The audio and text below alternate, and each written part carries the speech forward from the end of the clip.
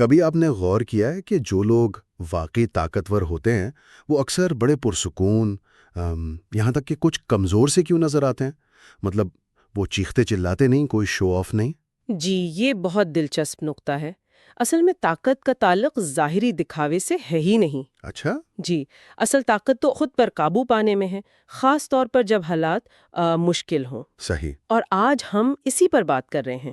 زندگی، آپ دیکھیں، قدم قدم پر ہمارے صبر کو آزماتی ہے۔ بالکل۔ اور جیسا کہ نپولین ہل نے بھی کہا اور دیگر ذرائع بھی بتاتے ہیں، اگر آپ فوراً بنا سوچے سمجھے رد عمل دیں گے نا تو کیا ہوتا ہے؟ تو ایک تو آپ کی توانائی ضائع ہوتی ہے، اور دوسرا اکثر اہم ترین چیزیں، اہم مقاصد وہ بگڑ جاتے ہیں۔ اچھا، ٹھیک ہے۔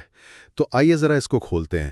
یہ کیسے ہو سکتا ہے کہ کمزور نظر آنا وہ طاقت کی علامت بن جائے؟ یہ تو تھوڑا الٹا نہیں لگتا؟ دیکھیں، ہماری روزمرہ کی زندگی کو ہی لے لیں، چھوٹی موٹی بے عزتی، کوئی تنقید کر گیا، کوئی کام اٹک گیا، یہ سب چلتا رہتا ہے۔ ہاں، یہ تو روز کا معمول ہے۔ بالکل۔ اب زیادہ تر لوگ کیا کرتے ہیں؟ فوراً جواب دیتے ہیں، غصہ کرتے ہیں، بحث کرتے ہیں۔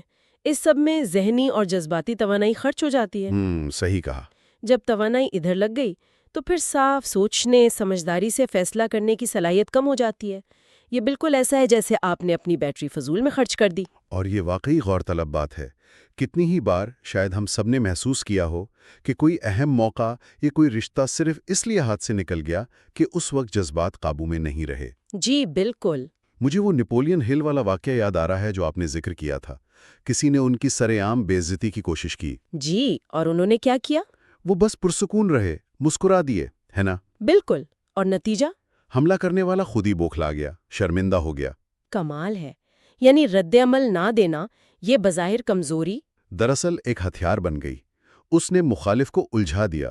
وہ تو ایک خاص غصے والے رد عمل کی توقع کر رہا تھا۔ جب وہ نہیں ملا تو وہ خود بے بس ہو گیا، اور ساتھ ہی حل نے اپنا اندرونی سکون بھی بچا لیا۔ یعنی بحث میں الجھ کر توانائی ضائع کرنے سے بچ گئے۔ یقیناً۔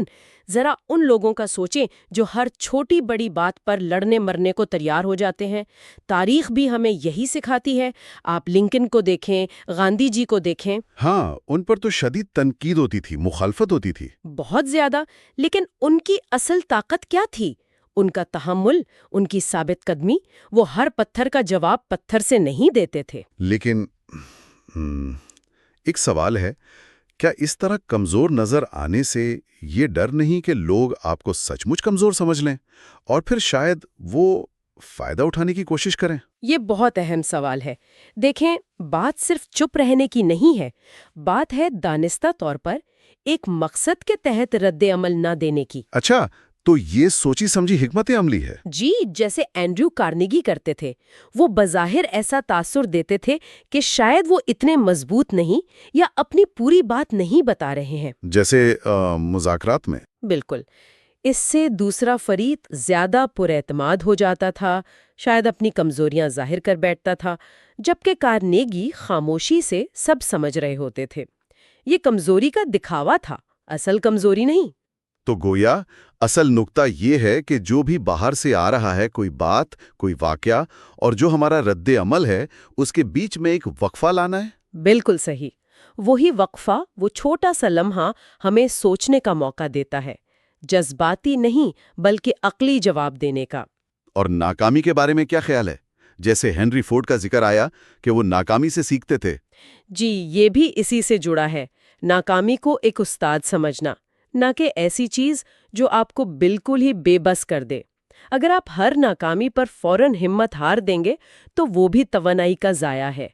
فورڈ نے اپنی شروع کی ناکامیوں کو معلومات کا ذریعہ بنایا۔ اور یہ جو شور ہوتا ہے ارد گرد، لوگوں کی تنقید، مذاق اڑانا، اسے نظر انداز کرنا، جیسے ایڈیسن نے کیا۔ جی، یہ بھی خود پر قابو رکھنے کی ایک شکل ہے۔ ایڈیسن اگر ہر ناقد کو جواب دینے بیٹھ جاتے تو شاید وہ اتنی ایجادات نہ کر پاتے۔ ہم کتنی توانائی صرف اس کوشش میں لگا دیتے ہیں کہ دوسروں کو کچھ ثابت کر سکیں۔ بالکل۔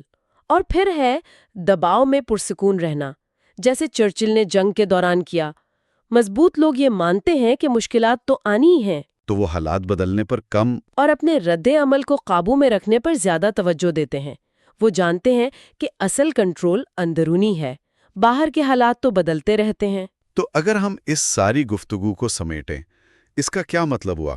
اصل طاقت چیخنے چلانے میں نہیں، بالکل نہیں، یا اپنی طاقت دکھانے میں نہیں، بلکہ اپنے آپ پر قابو رکھنے میں ہے، صبر میں ہے۔ جی، اور اس بات کو قبول کرنے میں کہ آپ ہر چیز کو بدل نہیں سکتے، بالکل اس دریا کی طرح جو چٹانوں سے ٹکراتا نہیں بلکہ ان کے گرد سے بہہ کر اپنا راستہ بنا لیتا ہے، خاص طور پر جب زندگی صبر آزما رہی ہو۔ واو، کلیدی پیغام یہی ہے میرے خیال میں۔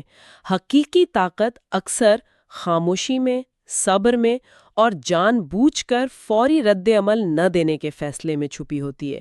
یہ جو بظاہر سکون یا کمزوری لگتی ہے، وہی آخر میں پائیدار کامیابی دلاتی ہے۔ یہ سمجھنا کہ آپ سب کچھ کنٹرول نہیں کر سکتے مگر اپنے رد عمل کو کر سکتے ہیں، یہی حقیقی طاقت ہے۔ اچھا، تو سامعین کے لیے ایک آخری سوچ۔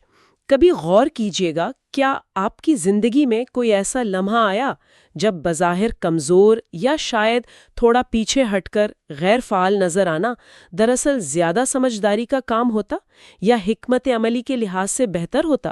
کیا کبھی ایسا ہوا کہ فوراً جذبات میں آ کر رد عمل دینے کی خواہش نے آپ کے کسی اہم مقصد کو نقصان پہنچا دیا ہو؟